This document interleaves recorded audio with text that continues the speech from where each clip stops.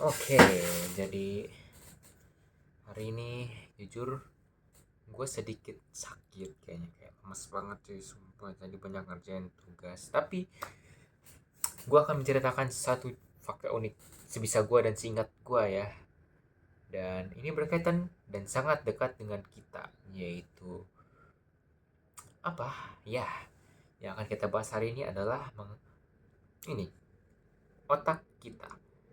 Jadi apakah kalian tahu kalau sebenarnya yang kita lihat dengan mata saat ini adalah sebuah tipuan ilusi semata. Jadi dengan kata lain, dalam tanda kutip ya, otak kayak menipu kita, atau semua hal yang kita lihat adalah merupakan hasil proyeksi dari otak kita. Jadi kita nggak kayak kamera yang emang merekam apa yang ada di lensa sebagaimana mestinya. Tapi otak kita bekerja dengan memproyeksikan realita untuk dilihat kepada kita. Otak bakalan dapat informasi dari eh, indera-indera sensorik kita, kayak contohnya paling jelas ya penglihatan melalui mata.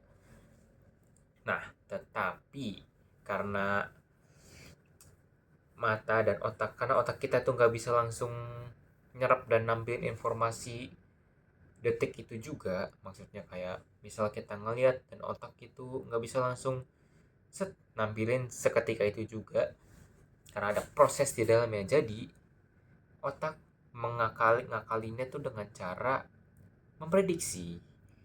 Jadi kayak sepersekian detik ke depan otak tuh kayak memprediksi kayak visual apa yang dilihat oleh kita. Jadi ya agar kita bisa merespon dengan lebih cepat juga pastinya. Ya jadi otak bahkan kadang juga sedikit nebak.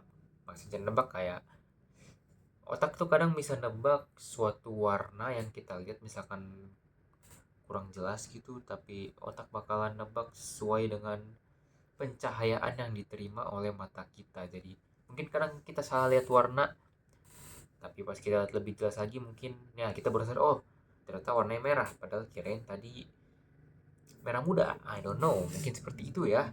Nah, terus otak juga apa ya, otak tuh bisa dibilang eh, bisa memproyeksikan apa yang kita lihat dari itu, dari bagaimana kita, dari cahaya yang diterima oleh mata. Jadi otak bakal memproses dan memvisualisasikannya.